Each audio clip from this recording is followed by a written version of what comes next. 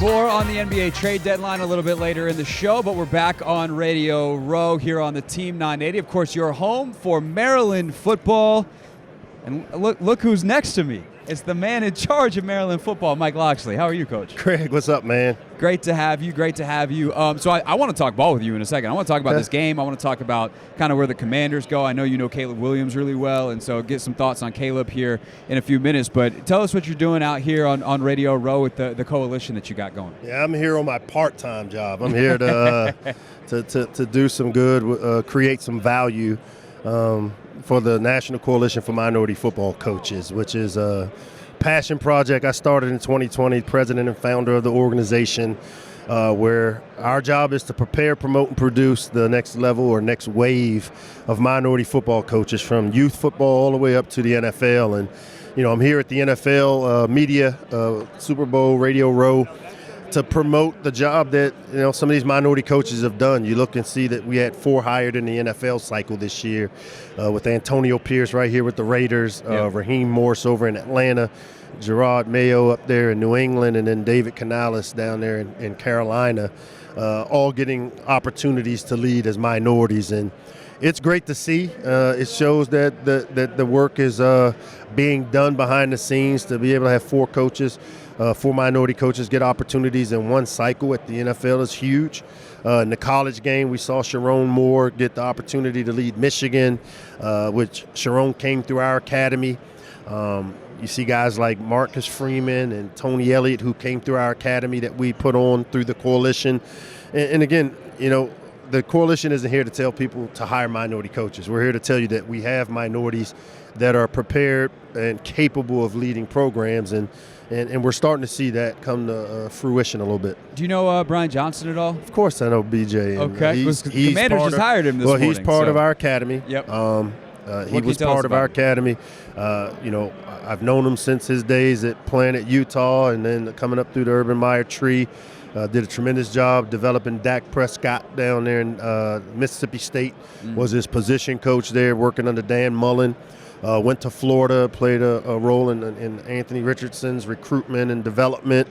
And then he had Jalen Hurts, who he played for Jalen's dad in high school. And so, you know, he coached Jalen and was the coordinator there in Philly. And, you know, I'll be the first to tell you, you know, because of the relationship I had with Jalen, I hate to see that somehow, some way he was the guy that's not there, as if, you know, it was his doing. But as we know, when you get into this business, man, it's a production-based business. I think he's a big-time coach, and I think that he's a guy that'll be a guy that'll lead a program here in the near future. I think something we saw, for instance, last year in Carolina is you can have a lot of smart minds in a room, but if it's not a cohesive vision as a football staff, it's not going to go very well. How do you think that Brian fits with what Kliff Kingsbury does stylistically and whatever you know personality-wise about Kliff? I think the big thing with Brian and what he does is, you know, obviously they're going to run Kliff stuff, and Kliff has a system that he knows really well, is the air raid system that he's adapted to the pro game, and you saw what he did with Kyler Murray. I think what Brian will bring to the game and the experience, you know, of the college system like Kliff had. He has a baseline of what that's like, and now he's been in the league for the last few years. I think those two will work really, really well together, and I think Kliff will benefit from having Brian Johnson running the quarterback room. No doubt about it. Mike Locksley with us here on Radio Row, the Hoffman Show on the Team 980, and always live on the free Odyssey app. So the quarterback position itself, I don't know if you heard, Coach. I know you got a day job and a part-time job, but the Commanders are in that quarterback market, and they've got that number 2 pick. You know Caleb Williams really well from being around the DMV. And obviously now there's a lot of people saying, like, oh, they hired Kliff. But I think Kliff can work with any of these 3 guys. Yeah. But let's stick to Caleb for a second. What makes Caleb so special beyond the stuff that we see on tape, his ability to run around? Because you don't get that tag of generational prospect just because of your highlight film. There's got to be more to it. What's the more to it? Yeah, I mean, I think it's the substance. I mean, you know, because of having been a part of his recruitment process and obviously went to Oklahoma, transferred there, got to know his dad, his family really, really well. Everybody else may be surprised, but he's been destined for this opportunity. I mean, he's kind of like how the Mannings were raised to be champions. Well, he was raised to be a champion. You look at the success he had at Gonzaga. All right, Gonzaga wasn't the school in the WCAC that was winning the championships. They were kind of the underdog, and Caleb took that program and lifted it, single-handedly with some of the plays that he made. I mean, I think back to the high school championship game that he won on the last play of the game, Hail Mary, touchdown throw. He did that as, I think, a 10th grader. The success he had throughout his career in high school, going to Oklahoma, faced a little adversity, playing behind Spencer Rattler to getting his chance. He comes in at halftime of a game they were losing and brings them back. I mean, he has a resume of success, and it's not luck, because everything he has done has been really intentional, and it's from the leadership of his team, led by Carl, his dad, the mom, and his family. But then just, they've put him in the right positions, and people don't understand, to be able to meet the expectation like he has, you have to sacrifice a lot. And he's sacrificed being out in the public eye and all those things, but he consistently works on the game. And the one thing I'll tell you, and I said this to Jalen Hurts when I was talking to him, celebrity quarterbacks don't work. And he does the TV and the commercials, but you got to have the substance and you got to do the work behind the scenes. And I know that he did the work behind the scenes. The old Parcells adage there. Yeah. Celebrity quarterbacks, absolutely not.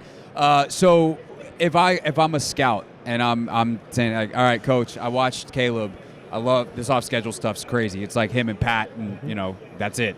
They can do some of the stuff that Caleb is doing, but I'm concerned about how he's going to be on schedule. What's your response? Do you feel like as a coach you can coach that up? Or are you like, no, I share definitely. that concern? Like, how does that process go? Yeah, you have to have a foundation, but I also think that because of his ability and playmaking ability, that you don't want to overcoach it. You want to have a system, and through that system, when you develop and run offensive plays or systems, there's reads, there's starting points, ending points, but then what happens in between sometimes is innate. And he's very coachable. The system Kliff runs allows the flexibility, and that's the one great thing about the air raid system, is that it's very versatile. It's a read system. It's, if they're deep, you just break your route off and stop. Well, I mean, you have that type of off-scheduleness in how the system is run. So it may be a match made in heaven, and maybe, the direction of hiring a Kliff because of the type of system that would fit the type of quarterback. Because here's what I do know, that your system has to match your quarterback. Your quarterback doesn't necessarily, make your system. So whatever he does well, or you want to accentuate and you want to emphasize and you want to make that a big part of what you do. Mike Locksley is with us here on the Hoffman Show. Do you have I know you obviously during the season are pretty busy coaching your team, and neither of these guys are in your conference, but do you have any kind of file on Jaden, on Drake May, the other two guys that are probably being in consideration? Yeah, recruited Drake a little bit. Scott Chadwick was his high school coach down in Charlotte. Was talented, comes from a talented family, obviously. His brother played basketball at North Carolina. He was a great basketball player as well. He's one of those guys that, and when I think of quarterbacks, like I think of Steve Young. I put him in a comp of a Steve Young, in that, probably a scratch golfer, can probably hit 300 in baseball, will J you up in a basketball game, can shoot the three. Just a great athlete that just does everything and makes it look really easy. That's kind of who Drake May is. When I think of Drake May, that's what I think of. It's just an all-around great athlete that whatever he does well. He can make all the throws. He's sneaky athletic. He is, when you think of Steve Young, most people look out, but Steve Young was really athletic, and they used to use him as a compliment because of his athleticism. And, Drake can make all the throws. The key, and this is what I don't know about he or Jaden Daniels, because obviously when I look at Jaden Daniels, I think of a C.J. Stroud, a Deshaun Watson type comp, in that he's going to be a guy that makes plays with his feet, makes plays with his arms. But the question with both these guys, including and Caleb included, is can he get himself protected? Does he know how to get himself protected? Because the NFL game, those off-platform throws that you see out of Caleb, there's more of those in the NFL game than maybe college because of the ball being in the middle of the field and the complexity of the blitzes that you see in the NFL. And so being able to get yourself protected and then being able to protect the football. Obviously, we're all looking forward to the game on Sunday here in Vegas. Who you got in that one and why? Yeah, you know what? I'm leaning San Francisco. I haven't really studied it. We've been in recruiting for the last 6 weeks, and to be honest, recruiting wore me out this year. But when I think of San Fran, and as I work toward my future job, which is hopefully doing this. You're welcome back anytime you want to be an analyst. So San Fran from 1 to 53, really talented roster. Probably more talented than Kansas City's 1 to 53. But here's the secret sauce to it, is that Kansas City's number 1 player is really, really, really, really special. And he's been in this game before. And so that experience that he has of playing in these games, when you look at it on paper, San Fran should be the better team. They should, if they do what they're capable of doing, which I expect them to, they'll win the game. But you can never count out Patrick Mahomes, man. He is a unique and one of one number 1. Yeah, he is. He's something else. He breaks all the laws. I can't imagine how frustrating it is to coach against defend that. I wouldn't want to. Hey, Coach, we did everything right. Yeah, good job. Yeah. Too bad he scored on us. That's Mahomes. Sometimes that happens. Yep. Coach Locksley, you hear him, of course, all the time. Terps Talk here on the Team 980. You listen to his team play here on the Team 980. The work you're doing is so great, man. I'm excited to hear more about this coalition and continue to see the results. Thanks so much for stopping by. We appreciate you. Thanks, man. Appreciate the partnership we have.